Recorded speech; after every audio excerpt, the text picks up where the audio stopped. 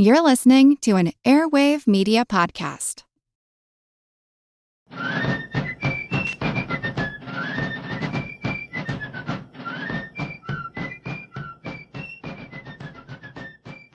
Hello, and thank you for joining the American Revolution. This week, episode 337, the Mount Vernon Conference. This week, we're going to take a look at the post-war years, primarily from George Washington's perspective. Washington had resigned his commission at the end of 1783 and returned to Mount Vernon just in time for Christmas. His letters from this time indicate he was happy for his time in public service to be over. At the ripe old age of 52, he was considering his own mortality. 4 of his 6 brothers and 2 of his 3 sisters had already died, and he'd already lost both of his stepchildren. Well, that said, the Washingtons had young children in the house again. 2 of Jackie's children, Nellie, age 4, and Washie, age 2, already lived at Mount Vernon. After Martha's son, Jackie, died just after the Battle of Yorktown, the Washingtons took his 2 youngest children to live at Mount Vernon. Their mother, Eleanor Calvert Custis, kept her older 2 daughters and went back to her parents' home in Abington, Maryland. It's not entirely clear why the Washingtons took custody of 2 of their 4 grandchildren. Nellie and Washie, however, lived at Mount Vernon for the last 2 years of the war, while both George and Martha were away with the Army. The Washingtons had informally adopted the 2 to be raised as their own children. Their mother, Jackie's widow, remarried in late 1783, just before the Washingtons returned home.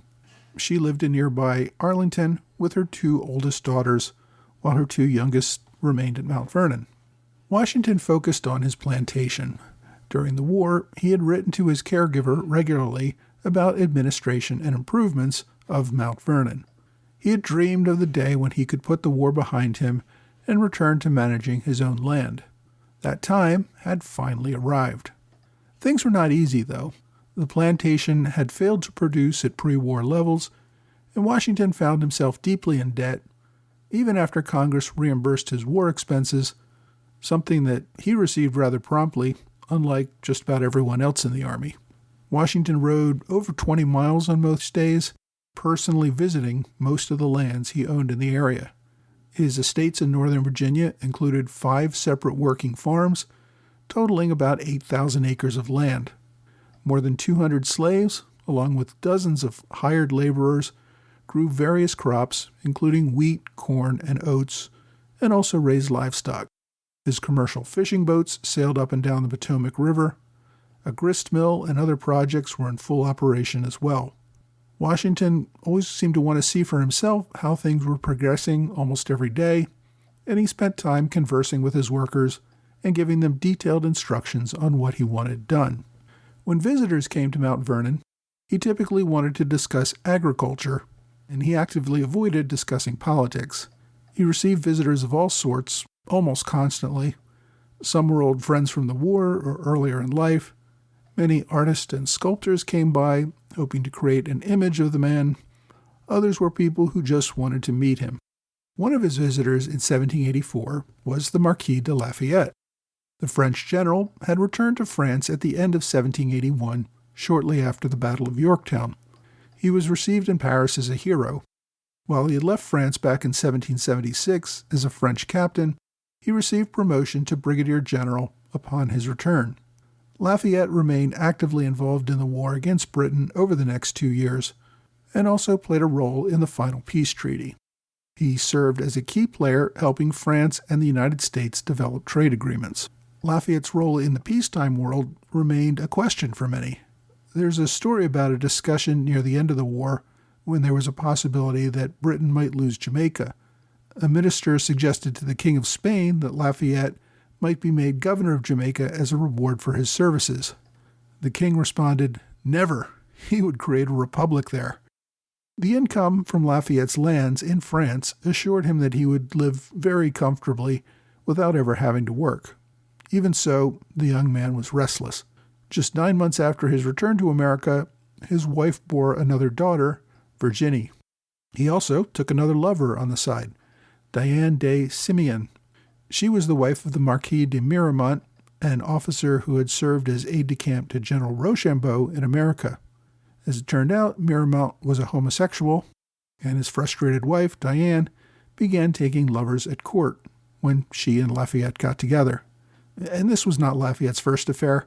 During his first return to France in 1777, he began an affair with the wife of Count Philippe Antoine of Hunnelstein. That affair was relatively short-lived, but Lafayette's relationship with Diane would last for over 30 years. Personal life aside, Lafayette wanted to be very involved in politics. He helped establish several free ports in France that would allow for free trade between France and the United States. He also lobbied for the reduction of import tariffs, which would increase trade between the two countries. Lafayette also spent some time at court trying to help some French Protestant communities regain some rights that they had lost. He also founded a school for the children of his home region and supported the building of a new wool weaving factory. In 1784, once Washington reestablished himself at Mount Vernon, he invited Lafayette for a visit. Washington's letter to Lafayette establishes Washington's state of mind at this time and his contentment to settle into private life. Quote, "At length, my dear Marquis, I am become a private citizen on the banks of the Potomac, under the shadow of my own vine and my own fig tree, free from the bustle of a camp and the busy scenes of public life. I am solacing myself with those tranquil enjoyments of which the soldier, who is ever in pursuit of fame, the statesman, whose watchful days and sleepless nights are spent devising schemes to promote the welfare of his own, or perhaps the ruin of other countries, as if this globe was insufficient for us all. And the courtier, who is always watching the countenance of his prince in hopes of catching a gracious smile, can have very little conception. I am not only retired from all public employments, but I am retiring within myself, and shall be able to view this solitary walk and tread the paths of private life with heartfelt satisfaction. Envious of none, I am determined to be pleased with all, and this, my dear friend, being the order for my march, I will move gently down the stream of life until I sleep with my fathers." Lafayette jumped at the chance to return to America and visit his old friend and confidant. Of course, Lafayette's return to America was more than just a personal visit. The French hero of the American Revolution left France in late June 1774, arriving in New York City in early August. The city celebrated his return, and he attended a reception by the State Assembly. After 2 days in New York, he set out for Philadelphia, arriving on August 9th. The city troop of light horse escorted him into the city, where cheering crowds greeted him. The new French ambassador, François Barbé Marbeau, and former General Anthony Wayne hosted a banquet for the returning hero. While in Philadelphia, Lafayette gave a lecture at the American Philosophical Society on animal magnetism, a popular theory then circulating around Europe.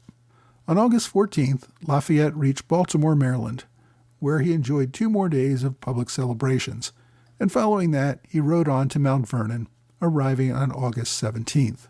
The 2 old friends spent days riding around Washington's plantations and discussing a wide variety of topics, from reminiscing about the war, to agriculture, to philosophy and politics. Lafayette was one of the few men in the world with whom Washington spoke freely. Now, the only record we have of their conversations is what Lafayette mentioned in a few letters home to Adrian. After Lafayette returned to France, Washington did remark to someone else that they had discussed slavery, but the details were not recorded. We do know that through other correspondence, Lafayette encouraged Washington to free his slaves, then put them to work as tenant farmers to show the rest of the South that this was a viable economic model. Of course, this never came to pass. Following this relatively short visit, about a week and a half, Lafayette continued on with a tour of New England and New York, where he was accompanied by Virginian James Madison. It was during this time that Lafayette visited the negotiations with the Iroquois at Fort Stanwix, which I discussed a couple of weeks ago, and apparently provided barrels of French brandy for all parties involved. Lafayette hoped to secure better commercial relations between the U.S. and France as part of this visit. However, he also spoke out on some touchy issues. He gave a couple of addresses against slavery, particularly in Virginia. Also, in November, while in Yorktown, Lafayette learned that James Armistead who had carried out spy missions for him during the Yorktown campaign, was still enslaved. Lafayette lobbied hard for his emancipation, which the Virginia Assembly granted just over a year later. After roaming around the country for nearly 3 months, Lafayette reunited with Washington in Richmond on November 22nd. The two men returned to Mount Vernon, where they spent another week together. Washington then rode with his old friend for a day or two into Maryland, where they finally parted ways. Lafayette returned to New York before sailing to France. Now, in between Lafayette's 2 visits to Mount Vernon in 1784, Washington had ridden west to inspect some of his lands in what is today western Pennsylvania and West Virginia. Part of his trip was to try to settle disputes with tenants living on his land who had failed to pay rent. Part of it was also to survey possibilities of establishing better trade routes into the West. Washington understood that Western settlers would need to establish trade to the east to find markets for their goods and to buy things that they could not produce themselves. Washington very much wanted to establish better trade routes between the Ohio River and the Potomac and James Rivers. This would make Virginia the center of trade and commerce for the growing nation. Such a trade necessitated building better roads, canals, and locks to allow goods to ship easily to and from the West. This would not be easy. Upriver from Mount Vernon, the Potomac River had several rapids and waterfalls that would need to be circumvented for shipping traffic. In October of 1784, Washington wrote to Virginia Governor Benjamin Harrison calling for the establishment of a Potomac Company which would hire workers to establish the necessary infrastructure between the Ohio and Potomac rivers. In his letter, Washington noted not only the economic benefits of such trade, but also the political advantages of having Western trade flow through the eastern states. Without this, Westerners might be prone to using the Mississippi River, which would give Spain much more influence over them. They might also use the Great Lakes, which would require closer relations with British Canada. He also recognized that Virginia was in competition with Pennsylvania and New York, which had plans to help Westerners get their goods to market as well. Now, this was not a new idea for Washington. He had stared at the Potomac River from his back porch every morning for years, dreaming of the potential. He had spent more than 30 years traveling through the backcountry around the Ohio River as a surveyor, a soldier, and an investor. In 1774, Washington had worked on a similar bill to start establishing infrastructure to the Ohio River from Virginia. Of course, he was forced to set aside that project after accepting command of the Continental Army. When he took up the project again in 1784, this was a continuation of his lifetime ambition. The Potomac River had a number of geographical problems that Washington believed could be solved, but there was also a political issue. The Potomac River marked the border between Virginia and Maryland. The free flow of goods on the river would require the cooperation of both states. Washington lobbied heavily for the bill, even writing to Richmond in November to meet with legislators. James Madison became Washington's key sponsor of the legislation. After leaving Richmond, Washington traveled to Annapolis to convince the Maryland legislature to cooperate in this project. Now, given the lack of government funds, Washington also focused on attracting wealthy investors. He actually pitched this plan to both Lafayette and to Robert Morris, among others, promising returns through fees collected on commercial traffic using the improved infrastructure.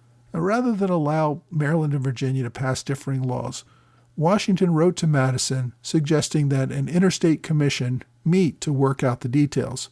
Once that was done, both Virginia and Maryland could pass bills that were in agreement on the final plan. While Madison worked on establishing such a commission from the Virginia side, Washington worked directly with Maryland officials to have them establish commissioners from the Maryland side. Now, once Maryland passed their bill under Washington's careful eye, he sent a copy to Madison instructing him to get the bill through the Virginia Assembly without any amendments. Virginia passed the bill without amendments 10 days later, and this established the Potomac Company. The next step was for the commissioners from each state to meet and work out the details. The Virginia commissioners were George Mason, Edmund Randolph, James Madison, and Alexander Henderson. Madison, of course, was the sponsor of the bill. Edmund Randolph was Virginia's Attorney General, but he was also a former aide-de-camp to General Washington. Mason was a longtime Virginia legislator who had served in the Continental Congress before recently retiring, but he was also a friend and neighbor of Washington's. Henderson had served in the Virginia Assembly. He also owned a plantation near Mount Vernon. Both he and Washington served as vestrymen at the Pohique Church together, where George Mason also attended church. So Washington very well knew all of the men on the Virginia side who were involved in this project. Maryland also appointed 4 commissioners: Thomas Johnson, Thomas Stone, Samuel Chase, and Daniel of St. Thomas Jenifer. Johnson never actually attended the meetings. Stone served in the Maryland Senate at the time. He was a former delegate to the Continental Congress and owned a plantation near Washington's just across the river in Maryland. Chase at this time served in the House, but he'd also been a delegate to the Continental Congress. Jenifer was a Maryland Intendant of Revenue and a former president of the Maryland Senate, and he also lived in a plantation along the Potomac River, not far from Mason and Washington. The implementation of this commission was, well, it was a mess. Maryland scheduled a meeting in March of 1785 in Alexandria, Virginia. The Virginia commissioners never received word of this meeting. In fact, Mason and Henderson were never told they had even been appointed to this commission. Mason found out about all this when 2 of his Maryland neighbors who were on the commission wrote to him to suggest that they visit him first at his home and then they all proceed together to Alexandria for this meeting. Mason probably received the letter wondering what the heck they were talking about, but rather than embarrass Virginia by revealing the lack of communication, he reached out to his neighbor, Washington, to find out what they were talking about, and he reached out to his other neighbor, Henderson, to inform him that, guess what, they were both expected to attend a commission meeting for a commission that they knew nothing about. The men traveled to Alexandria, where they awaited the arrival of Madison and Randolph. While waiting, Mason received a letter from Randolph regarding some other business and mentioning absolutely nothing about the commission meeting in Alexandria. Based on this, Mason assumed, correctly, that Madison and Randolph knew nothing about the meeting. The Maryland delegates had sent the invitation to Virginia via their new governor, Patrick Henry, who apparently did absolutely nothing to inform any of the commissioners. Although Mason and Henderson represented Virginia at the meeting, they still did not have all the documentation over exactly what they were supposed to be negotiating. Washington, of course, was also embarrassed by the failure of communication on the Virginia side. He invited all the delegates to come to Mount Vernon to continue the discussions. That way, the commissioners would have a comfortable setting and not have to worry about room and board during the discussions. The commissioners understood the general issues of negotiating an agreement regarding navigation and control of the Potomac River and the Chesapeake Bay. The discussions ended up, however, going well beyond those issues. There were some questions about whether the states needed permission from the Continental Congress, especially on issues of naval protection of these waters. There was also an issue over state currencies and the relative value of each.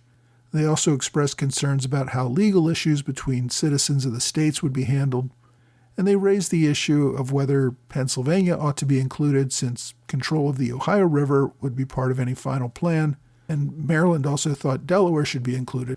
The commissioners recommended meeting again in September, but that meeting never happened. They did, however, establish the basis of the company and had their first meeting on May 17th of 1785 when the Potomac Company selected George Washington to serve as its president. The company sold 400 shares, each with a value of $400 per share. Individuals and communities along the Potomac purchased most of these shares. Washington and his board of directors began hiring workers and establishing projects along the river. These included digging canals and establishing locks around the waterfalls. They hired James Rumsey as chief engineer. Rumsey had a reputation as a creative and inventive engineer who had recently been working with steam-powered riverboats. The company could not hire enough men for the work, so many of those employed ended up being indentured servants or slaves of those who rented out their labor. Shareholders were required to make ongoing payments as the project progressed. Over the first couple of years, many shareholders defaulted, resulting in a forfeiture of shares. This, however, resulted in funding problems for ongoing work. As for the necessary regulations, following discussions via correspondence, the parties agreed that it would probably be better to meet in Annapolis, Maryland, in September of 1786 as part of a broader discussion of how interstate compacts like this one, and interstate trade issues more generally, should work, and whether some sort of new interstate compact was needed. Next week, we're going to take a look at post-war diplomacy as John Adams goes to London.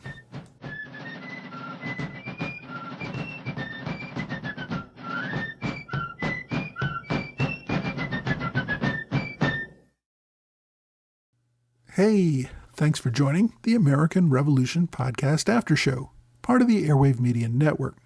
Thanks to my Patreon supporters in the Alexander Hamilton Club, George Davis, Mike Hager, John Celentano, and Michael Mulhern. Thanks to Robert Morris Circle supporters, Chasen Harrison and Anthony McGinnis, and I also want to welcome Manny De La Rosa for joining the Robert Morris Circle. I also want to give a thanks to Lydia Kiker for a one-time gift via Venmo. I really am grateful for everyone who supports this podcast and allows me to continue its production. On this week's show, we started with Lafayette's visit to Mount Vernon in 1784. This would be the last time that the two men would see each other.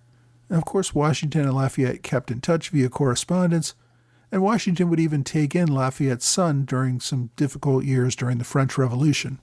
But Washington never made it to France, and Lafayette's next and final visit to the U.S. came in 1824, about a quarter of a century after Washington's death. The idea of establishing the Potomac as a main route of trade remained an obsession of Washington's for the rest of his life. He continued as president of the Potomac Company until he left to become president of the United States in 1789. Even then, he hoped that the project would continue. Funding, however, remained a problem for the company. Rumsey, the chief engineer, resigned after less than a year, frustrated by low pay and a workforce that could not meet production targets. Rumsey decided to return to his experiments with steamships. The company continued its efforts long after Washington left, and even long after he died. It continued its efforts well into the 1820s, facing numerous investigations into why it could not complete its goals for the navigation of the Potomac River. Eventually, the company was acquired by the Chesapeake and Ohio Canal Company. In the end, the hilly ground made it difficult to make an economically feasible route. The Erie Canal in New York had much better success, leading to New York City's eventual domination as the economic capital of the new country. A few decades after that, of course, railroads outstripped canals entirely as the main form of transportation. Now, Virginia had actually granted George Washington 50 shares in the Potomac Company. Washington was concerned about this as he did not want to be seen as receiving a personal benefit for his efforts in this public project. At the same time, he didn't want to insult the Virginia Assembly by refusing the gift. After consulting with others, he opted to donate the shares but had trouble deciding where to donate them. Initially, he planned to donate to support the education of poor children, thinking specifically about the descendants of Revolutionary War veterans. In the end, though, his stock was donated as part of a funding effort to establish a national university in the District of Columbia. That school would eventually become the George Washington University. The problems with interstate coordination of this project made clear to leaders across the continent that there needed to be better regulation of interstate commerce. State treaties and compacts were just never going to work well. The Annapolis Convention, which I mentioned was a follow-up to the Mount Vernon Conference, also led to frustration, and we'll probably discuss that more in a future episode. But the main result was a decision to meet again a year later in Philadelphia in what became known as the Constitutional Convention. So all of these problems turned out to be a build-up to a much larger event. My book recommendation this week is The Potomac Canal, George Washington and the Waterway West by Robert Kapsch. It's a pretty thorough look at the efforts to establish a western passageway for commercial traffic from the Potomac River. It looks at the origins in the 1750s through the entire life of the Potomac Company, which ended in 1828. The book itself is pretty extensive at over 300 pages, not counting extensive notes and index. The author, Kapsch, was an engineer who lived in the D.C. area and wrote several books on early American engineering projects. His book on the Potomac Canal was published in 2007. Sadly, he passed away earlier this year. If you want to read more about this, get a copy of The Potomac Canal, George Washington, and the Waterway West. And in fact, there's a copy you can borrow on archive.org if you want to check it out before buying. My online recommendation is A New Chapter in the Life of Washington in connection with the narrative history of the Potomac Company. Now, this is an older book published in 1856, so it's in the public domain, but it looks closely at Washington's efforts to establish the Potomac trade route. In addition to telling the story, it reproduces a great deal of correspondence that Washington had with others on this topic, so it has a lot of great primary resources. As always, I've included direct links on my blog and website. My question this week comes from Brian Rome, who asks, in your opinion, which state at the start of 1775 had, pound for pound, the best militia? And does that change by 1780? I ask armed with a bias for my state, New Hampshire. Well, Brian, just before the war began, I would guess that Massachusetts had the best overall militia. I say this only because they had been training particularly intensively since the summer of 1774. The battles of Lexington and Concord were really the only times that this Massachusetts militia performed on its own. After that, the rest of the New England militia, including New Hampshire, joined them. Lexington and Concord was, as we know, a rather chaotic and ill-organized event, but I think that had less to do with the quality of the militia and more to do with the fact that there was little notice of the conflict and that many of those involved were not really ready to admit on that day that they were in an all-out war with British regulars. Now, the New Hampshire militia were very effective. Much of this had to do with the ongoing conflict with New York over the lands that later became Vermont. We know that the militia under Ethan Allen managed to capture Fort Ticonderoga. That said, the capture was easy since the garrison was not aware that they were at war yet. The militia were also very undisciplined and had trouble capitalizing on that victory, much to the frustration of Benedict Arnold. The New Hampshire militia also performed very well in the first years of the war, including at Bunker Hill and during the British offensive that culminated in the British surrender at Saratoga. New England militia overall were highly capable because they had fairly regular wars and other low-intensity conflicts with the French Canadians and their Indian allies. Later in the war, it may be harder to judge between militia, presumably because most of the best militia left to join the Continental Army. One would hope that the men who remained at home were not among the best fighters. I suspect you say pound for pound in your question, because the New Hampshire militia was relatively small. When the Continental Army was formed in June 1775, there were only 3 regiments of New Hampshire soldiers, compared to 27 for Massachusetts and 8 for Connecticut. And not all of this is just the population difference, since Massachusetts was only 3.5 times the size of New Hampshire at the time, but they supplied 9 times as many soldiers. While the New Hampshire fighters were good and turned out to be quite effective, they simply did not turn out in the same numbers as Massachusetts. This is actually one reason why it took so long for John Stark to receive promotion to Continental General, despite his notable role at Bunker Hill and elsewhere.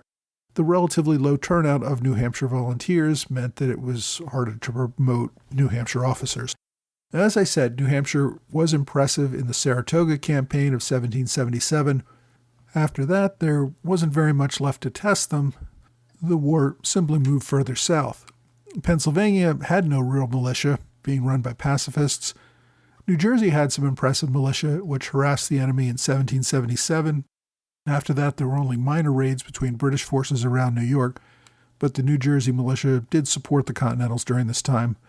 I was particularly disappointed in the Virginia militia, which I talked quite a bit about when Benedict Arnold attacked the state in late 1780, early 1781. The lack of any real defense there was, well, disappointing. In the late war, I got to give the title to the North Carolina militia, particularly the Over-Mountain men who fought at Kings Mountain without any Continental support. North Carolina managed to discourage any British occupations in their state throughout the entire war, other than a few very small holds on the coast. From the Battle of Moores Creek Bridge in early 1776 through Guilford Courthouse in 1781, They managed to strongly contest with any British attempts to move into the state and tended to move them out very quickly. If you have a question you'd like me to answer, please reach out to me either via email or on Twitter, Facebook, Quora, or Reddit. Well, that's all for this week. I hope you will join me again next week for another American Revolution podcast.